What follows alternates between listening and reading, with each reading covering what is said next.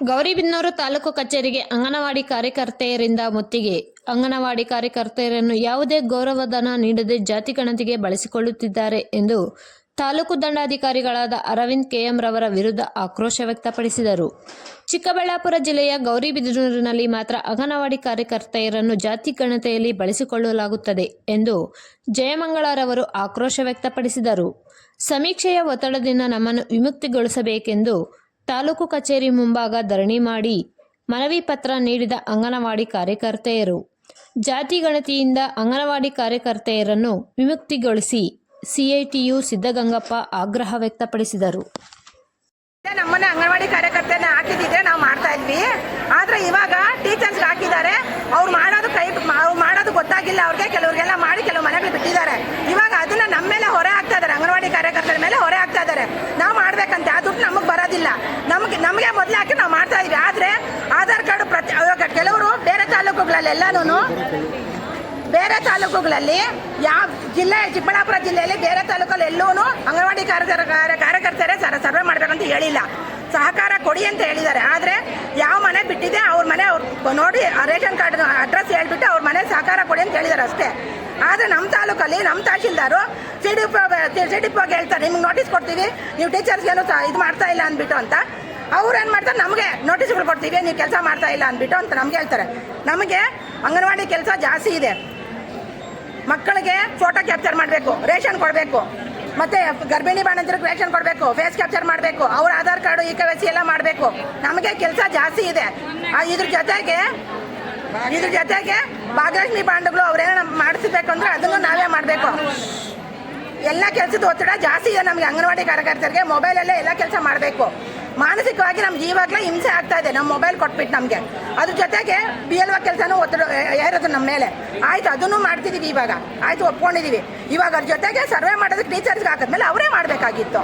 ಅವ್ರು ಮಾಡಿ ಬಿಟ್ಟರೆ ಮನೆಗಳನ್ನ ನಾವು ಮಾಡಬೇಕು ಅಂತ ಹೇಳ್ತಾ ಇದ್ದಾರೆ.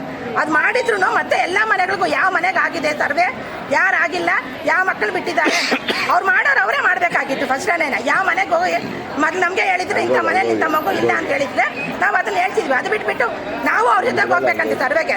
ಈ ಕಡೆ ನಮ್ಮ ಕೆಲಸ ಆಗಿದೆ ಅಂದರೆ ನಮಗೆ ಪರ್ಸೆಂಟೇಜ್ ಕಡಿಮೆ ಮಾಡ್ತಾರೆ. ನಿಮ್ಮ ಕೆಲಸ ಆಗಿಲ್ಲ ನೀವು ಅಂತ 3 ಗಂಟೆ ಆದರೂ ನೀವು ಈ ಥರ ಮೆಸೇಜ್ ಹಾಕ್ತಂತ ನಮಗೆ ಆಫೀಸಿಂದ ಮೆಸೇಜ್ ಹಾಕ್ತಾ ಇರ್ತಾರೆ. ಆದರೆ ಈ ತಹಶೀಲ್ದಾರ್ ಏನು ಮನೋಭಾವನೆ ಇದ್ದಾರೆ ಸರ್, ಈ ತಹಶೀಲ್ದಾರ್ ಸರ್ಗೆ ಸಕಲೇಶಪುರದಲ್ಲಿ ಅಂಗನವಾಡಿ ಕಾರ್ಯಕರ್ತರು ಏನೂ ಕೆಲಸ ಮಾಡಲ್ಲ. ಅಂದರೆ ಅವ್ರಿಗೆ ಜನಸಂಖ್ಯೆ ಕಡಿಮೆ, ಅಲ್ಲಿ ಮನೆಗಳು ದೂರ ಇದ್ದಾವೆ ಸಕಲೇಶಪುರದಲ್ಲಿ. ಅಲ್ಲೇ ಆ ಪರಿಸ್ಥಿತಿ ಈ ಕಡೆನೇ ಇದೆ ಅಂದ್ಬಿಟ್ಟು ಇವ್ರ ಮನೋಭಾವನೆ ಇರಬೇಕು.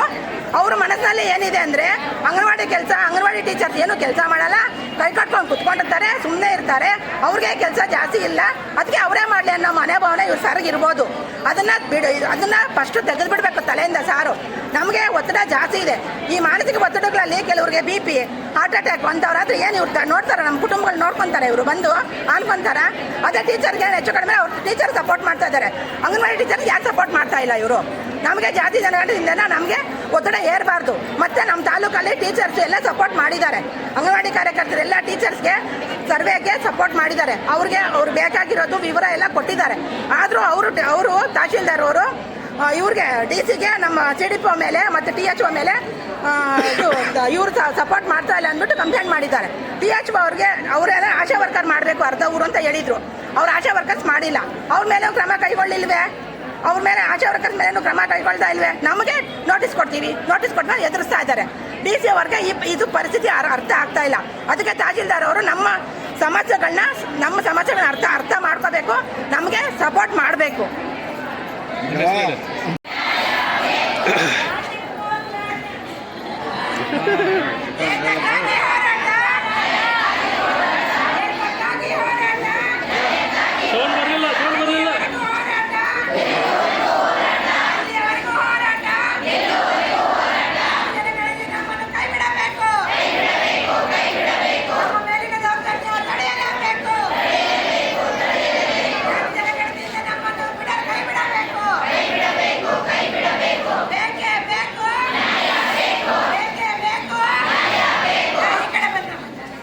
ತಹಶೀಲ್ದಾರ್ ಕೇಳಿಸ್ತಾ ಇಲ್ಲ. ಸಾಮಾಜಿಕ ಆರ್ಥಿಕ ಸಮೀಕ್ಷೆ ಇದೆ. ಈ ಸಮೀಕ್ಷೆ ಸರ್ಕಾರ ತಗೊಂಡಿರ್ತಕ್ಕಂಥ ಒಂದು ನಿರ್ಧಾರವನ್ನು ನಾವು ಸ್ವಾಗತ ಮಾಡ್ತೀವಿ. ಈಗಾಗಲೇ ಏನು ಟೀಚರ್ಸ್ಗೆ ಹಾಕಿದ್ದಾರೆ, ಅಪಾಯಿಂಟ್ ಮಾಡಿದ್ದಾರೆ, ಟೀಚರ್ಸು ಒಂದು ಕೆಲಸ ಮಾಡಬೇಕು. ನಮ್ಮ ತಹಸೀಲ್ದಾರ್ ಅವರು ಬಿ ಒ ಆಫೀಸ್ ಹತ್ರ ಎಲ್ಲ ಡೀಟೇಲ್ಸ್ ತಗೋಬೇಕಾಗಿದೆ.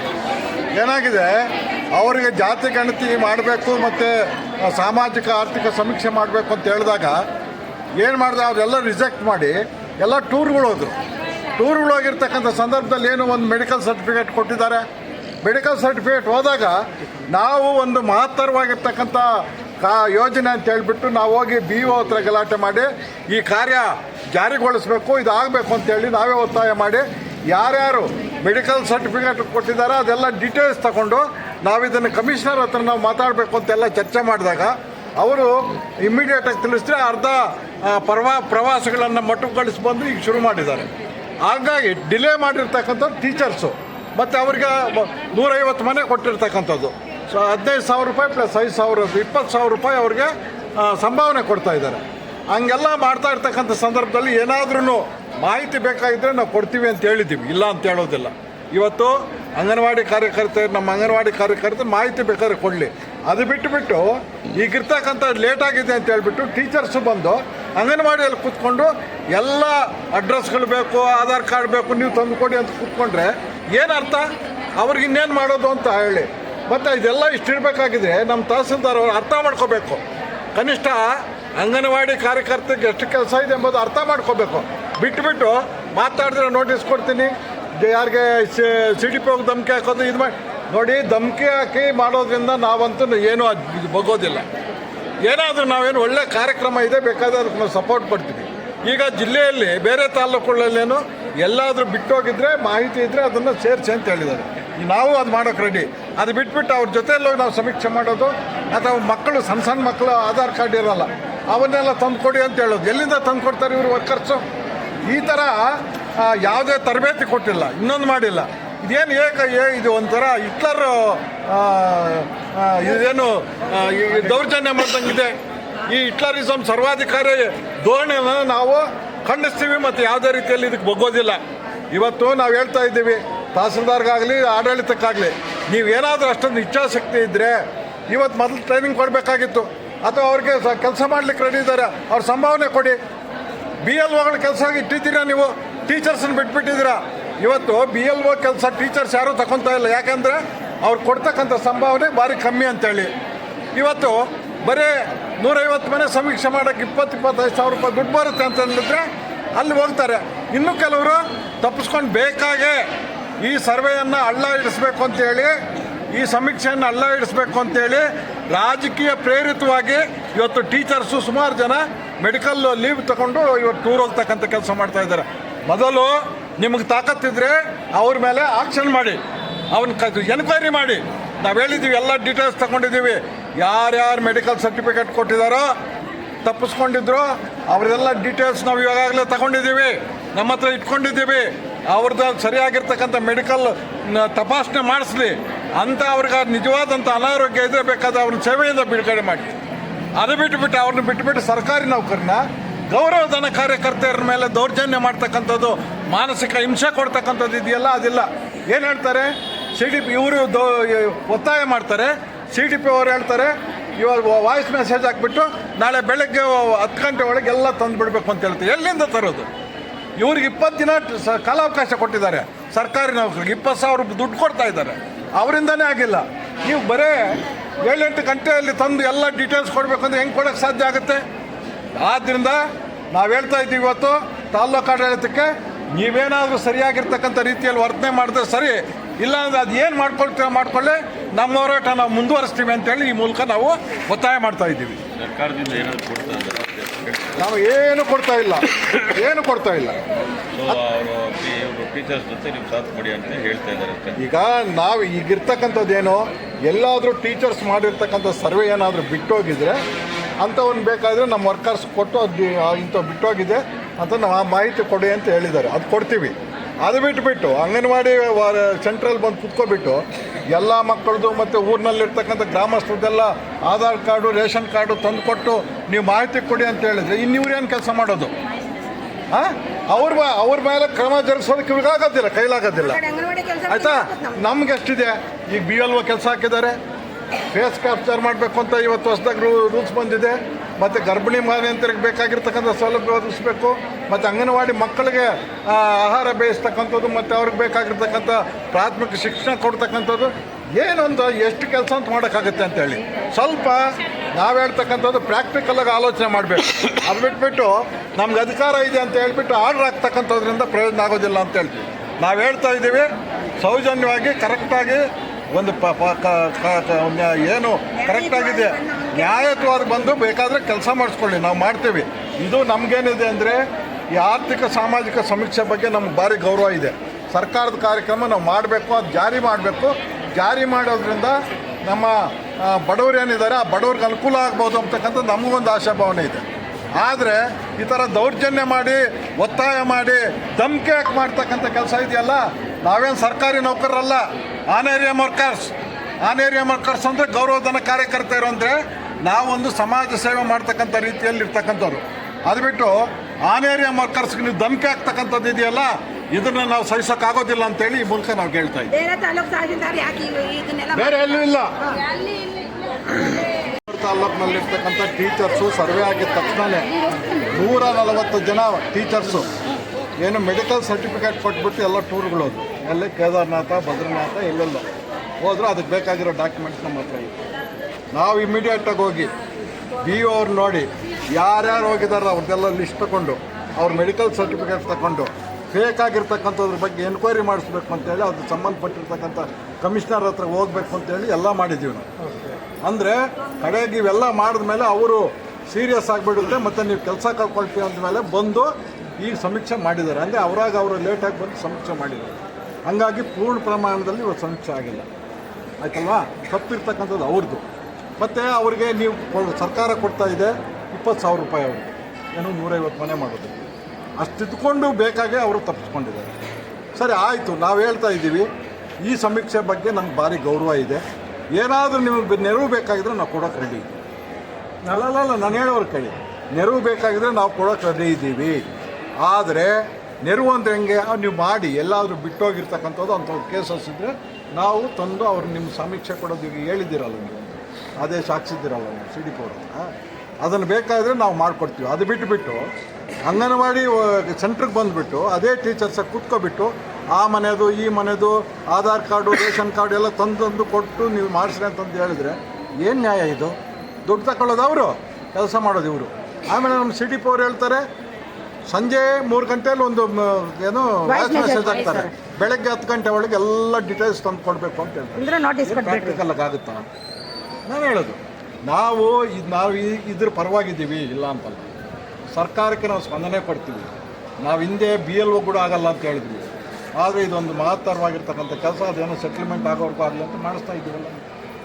ಇಷ್ಟು ಮಾಡಿದ್ರೂ ಅದನ್ನೇನೋ ಒಂದು ಕಮೆಂಡಿಂಗ್ ಮಾಡಿ ಒಂಥರ ಡಿಕ್ಟೇಟರ್ಶಿಪ್ ಮಾಡಿಬಿಟ್ಟು ನೀವು ಈ 4 ಗಂಟೆ ಒಳಗಾಗಿ ತಂದು ಕೊಡಬೇಕು, ಅದು ಮಾಡಬೇಕು ಅಂತಕ್ಕಂಥದ್ದು ಟೀಚರ್ಸ್ ಬಂದು ಅವ್ರು ತಗೊಳ್ಳೋ ಸಂಭಾವನೆ ಇವರು ತಂದು ಕೊಡಬೇಕು ಅಂತಂದೇನು ಏನು ಇವರು ಆಳುಗಳ ಬೇರೆ ತಾಲೂಕುಗಳಲ್ಲಿ ಈ ಥರ ಬೇರೆ ತಾಲೂಕಲ್ಲಿ ಇಲ್ಲ. ಇಡೀ ಜಿಲ್ಲೆಯಲ್ಲಿ ನಾವೆಲ್ಲ ನಿನ್ನೆ ಎಲ್ಲ ಮೀಟಿಂಗ್ ಮಾಡಿದ್ದೀವಿ, ಎಲ್ಲೂ ಇಲ್ಲ. ಇಲ್ಲಿ ಮಾತ್ರ ಈ ಥರ ಯಾಕೆ ಅಂತ ಹೇಳೋದು. ಸಹಕಾರ ಕೊಡ್ತೀವಿ ಸಹಕಾರ ಕೊಡ್ತೀವಿ ಅಂತ ಹೇಳ್ಬಿಟ್ಟು ಎಲ್ಲ ಕೆಲಸಗಳು ನಾವು ಮಾಡಿಸ್ತಕ್ಕಂಥದ್ದು ಒಂದು ಕೆಲಸ ಮಾಡ್ಬೋದಾಗಿದೆ. ಆ ಟೀಚರ್ಸನ್ನ ಬಿಟ್ಬಿಟ್ಟು ನಮ್ಮ ಅಂಗನವಾಡಿ ವರ್ಕರ್ಸ್ಗಾಗಿದ್ರೆ ಖಂಡಿತವಾಗಿ ಮಾಡಿಸ್ಕೊಡ್ತೀವಿ. ಏನಿದೆಯಲ್ಲ ಆ ಸಂಭಾವನೆ ಅದರಲ್ಲಿ 50% ಕೊಟ್ಟಿದ್ರು ನಾವು ಮಾಡಿಸ್ಕೊಡ್ತೀವಿ. ಏನು ಸರ್ ಇದು? ಆಯಿತು ಸರ್, ಈಗ ನಾನು ಕ್ಲಾರಿಟಿ ಕೊಡಿ. ಈಗ ಒಂದು ವಿಚಾರ, ಇನ್ನು 2 ದಿವಸ ಸಮೀಕ್ಷೆ ಇದೆ. ನಾವು ಇವರಿಗೆ ಹೋಗ್ಬಿಟ್ಟು ಮನೆಗೆ ಮಾಡಿ ಅಂತ ಹೇಳಿಲ್ಲ. ಆಮೇಲೆ ಡೀಟೇಲ್ಸ್ ಕೊಡಿ ಅಂತ ಕೇಳಿದ್ದೀವಿ. 0 to ಯಾಕೆ ಕೇಳಿದೆ ಅದನ್ನು ಇನ್ಸ್ಟ್ರಕ್ಷನ್ ಕೊಟ್ಟಿದ್ದು ಕೂಡ ನಾನು. 0 to 6 years ಮಕ್ಕಳಿದ್ದು ಸಮೀಕ್ಷೆ ಆಗಿಲ್ಲ ಕ್ಲಾರಿಟಿಯಾಗಿ. ಆಧಾರ್ ಕಾರ್ಡ್ ಇಲ್ಲ ಯಾವುದು 0 to 6 ಆಧಾರ್ ಕಾರ್ಡ್ ಇಲ್ಲ. ಒಂದು ನಿಮಿಷ ಸರ್, ಪೂರ್ತಿ ಹೇಳ್ಬಿಟ್ಟು ದಯವಿಟ್ಟು ಕೇಳಿಸ್ಕೊಂಡು. ಓಕೆ, ನಾವು ಇವ್ರಿಗೆ ಮನೆಗೆ ಹೋಗ್ಬಿಟ್ಟು ಸಮೀಕ್ಷೆ ಮಾಡಿ ಅಂತ ಹೇಳಿದೀವ. ಇನ್ಸ್ಟ್ರಕ್ಷನ್ ಬಂದಿದೆಯಾ?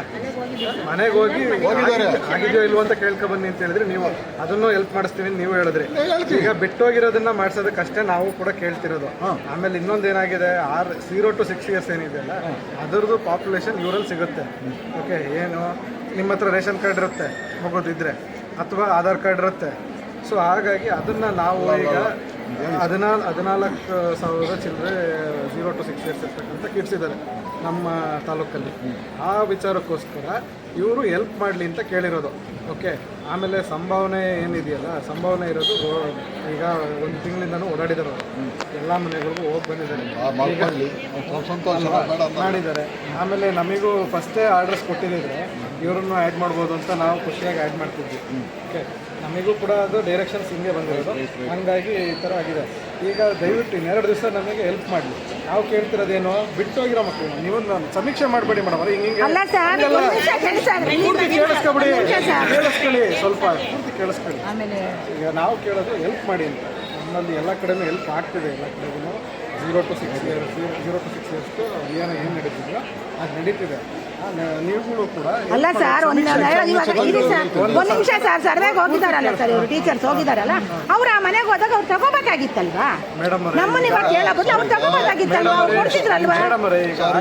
ನಮ್ಮ ಅಂಗನವಾಡಿ ಕೇಂದ್ರಕ್ಕೆ ಬಂದು ನಮ್ಮ ಅಂಗನವಾಡಿ ಕೇಂದ್ರ ಕೆಲಸಗಳು ಕೇಳು, ಅರ್ಥ ಆಯ್ತಾ? ಅದು ಇದಾಗ್ತಾ ಇದೆ. ನಮ್ಮ ಅಂಗನವಾಡಿ ಕೆಲಸ ನಾವು ಮಾಡಿದ್ರೆ ಇವ್ರು ನೋಟಿಸ್ಗಳು ಕೊಡ್ತಾರೆ ನಮಗೆ, ಇಷ್ಟು ಕೆಲಸ ಆಗಿಲ್ಲ, ಅಂಗನವಾಡಿ ಟೀಚರ್ಸ್ ಇಷ್ಟು ಮೆಸೇಜ್ ಬಂದಿಲ್ಲ, ಇಷ್ಟು ಆಗಿಲ್ಲ ನೋಡ್ರಿ ಅಂತಂದ್ಬಿಟ್ಟು ನಮಗೆ ಮೆಸೇಜ್ ಏನು ಸರ್ ಕೊಡ್ತೀರಾ ಇಲ್ವೋ? ನೀವು ಮೆಸೇಜ್ ವಾಯ್ಸ್ ಮೆಸೇಜ್ ಹಾಕ್ತೀರಾ ಇಲ್ವಾ?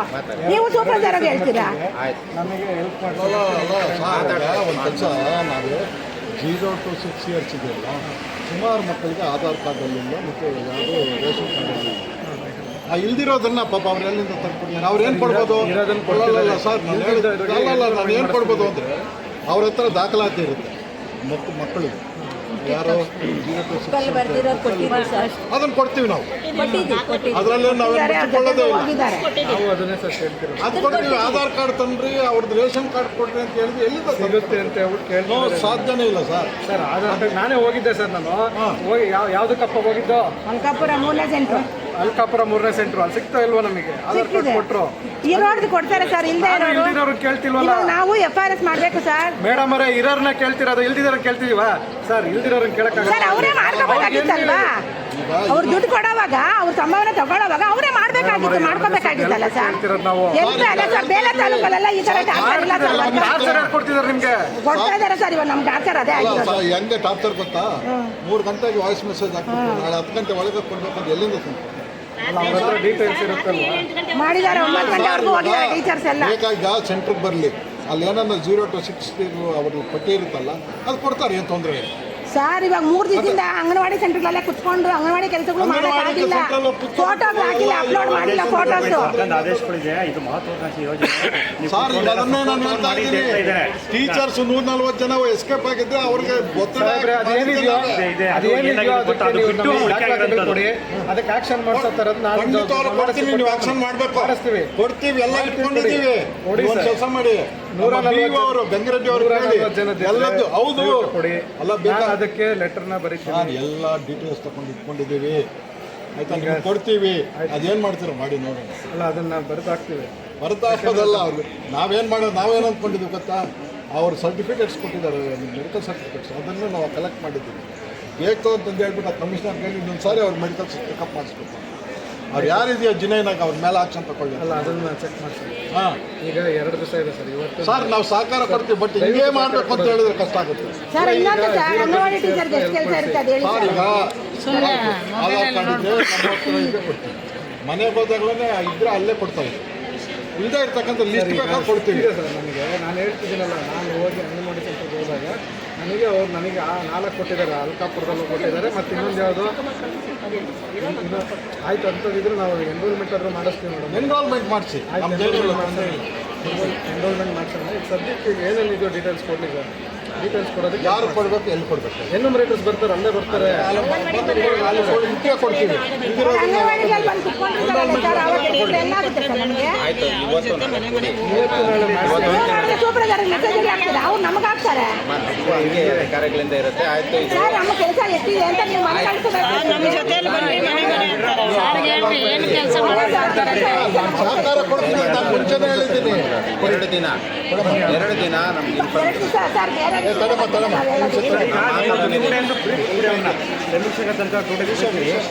ಆಯ್ತು ಸರ್, ನಾನು ಹೇಳ್ತೇನೆ. 2 ದಿನ ಆದೇಶ ಆಗಿದೆ. ಬನ್ನಿ ಸರ್. ಬನ್ನಿ ಸರ್.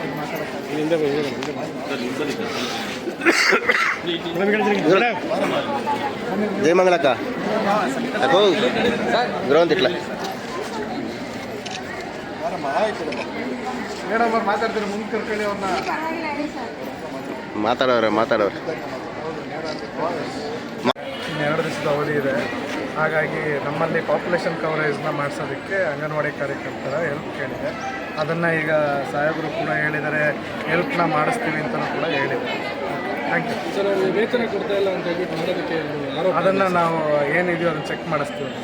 ವೇತನದ ಬಗ್ಗೆ ಅದನ್ನು ನಮ್ಮ ಡಿ ಸಿ ಅವ್ರಿಗೂ ಕೂಡ ಗಮನಕ್ಕೆ ತರ್ತೀವಿ. ಶಿಕ್ಷಕರು ಕೆಲವೆಲ್ಲ ಟ್ರಿಪ್ ಹೋಗಿದಾರಲ್ಲ ಸರ್, ಅದ್ರ ವಿಚಾರವಾಗಿ ಅದ್ರ ಬಗ್ಗೆ ಎಂಕ್ವೈರಿನೂ ಕೂಡ ಸರಿ. ನಮ್ಮ ಬಿ ಅವ್ರ ಕ್ರಮ ತಗೊಳ್ತೀವಿ ಸರ್ ಮೇಲೆ ಅದು ನೋಡೋಣ, ಅದು ಡಿ ಸಿ ಅವರಿಗೆ ಸಮೀಕ್ಷೆ ಎಷ್ಟಾಗಿದೆ ಸರ್? ನಮ್ಮ ಕಡೆಯಿಂದ ಲೆಟರ್ನ ಬರೀತೀವಿ. ಅದು ಎಷ್ಟು ಪರ್ಸೆಂಟ್? ಸಮೀಕ್ಷೆ ಈಗ 79% ಕಂಪ್ಲೀಟ್ ಆಗಿದೆ. 79 ಪಾಪ್ಯುಲೇಷನ್ ವೈಸ್, ಮನೆ ವೈಸು ಎಲ್ಲ ಕಂಪ್ಲೀಟ್ ಆಗಿದೆ. ಸೊ ಈಗ ಪಾಪ್ಯುಲೇಷನ್ ಕಂಪ್ಲೀಟ್ ಆಗಿದೆ. ಶುರುವರೆಗೂ ಕೊಟ್ಟು ಟ್ರಿಪ್ ಹೋಗಿರ್ತಕ್ಕಂಥವ್ರಿಗೆ ಏನು ಕ್ರಮ ತಗೊಳ್ತೀವಿ? ಅದನ್ನು ಡಿಸ್ಕ್ರಿಷನರಿ ಪವರ್ಸ್ ಇರೋದು ಬರೀ ಅದನ್ನು ನಾವು ಲೆಟರ್ ಕಳಿಸ್ತೀವಿ ನಮ್ಮ ಕಡೆಯಿಂದ. Okay, thank you.